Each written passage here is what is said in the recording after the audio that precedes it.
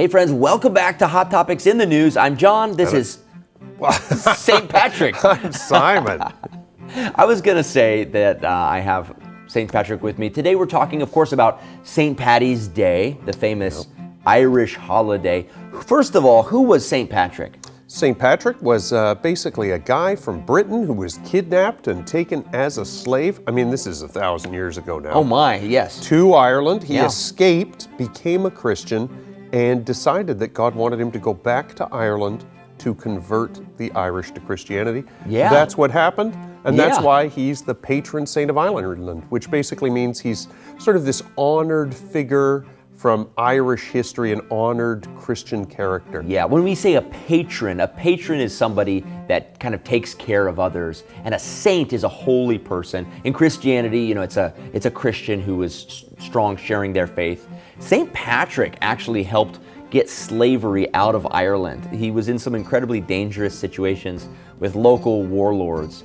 And there's this story tradition about him that is, of course, not historical, that he drove snakes out of Ireland. But it's representative of his spiritual influence, kind of removing those old ways of thinking with slavery and really influencing Irish culture in the years to come. That was over 1,000 years ago. Yeah. So we still celebrate St. Patrick's Day. In the U.S., we kind of celebrate St. Paddy's Day in a little bit of a weird way. I don't know if St. Patrick would like it. Yeah, celebrated in some places more than others, and largely the reason for that is that there's more people who are ethnically Irish living outside of Ireland than in Ireland. And they kind of took this holiday with them. In the United States, it tends to sort of be a show of Irish culture. So the downside you were kind of talking about often involves a lot of drinking of alcohol. But there are other things that happen too, right? There's cultural festival stuff that happens, like Irish dancing and Irish music, and there's a lot of Irish food. That's right, some delicious foods like corned beef and cabbage, some staples.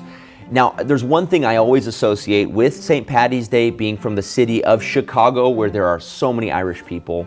They dye the Chicago River green. So if you're ever in Chicago, in March, get ready for that river to be dyed green. That's how much people love St. Paddy's Day. Why green, you might wonder, why listeners? Green? Well, it's because green is the color of Ireland. They call Ireland the Emerald Isle because it's so green and beautiful. And so that color is also associated with St. Patrick's Day. So if you want to celebrate St. Patrick's Day, you don't have to be Irish, but traditionally you're supposed to wear green to celebrate the day. Correct. There's one last image that's always associated with St. Patrick's Day in the U.S., and that is the four-leaf clover, right? Also known as the shamrock. It represents the cross. Oftentimes clovers have 3 leaves, so they say if you find a 4-leaf one, that's lucky, but you'll often see shirts with the shamrock or the 4-leaf clover on it.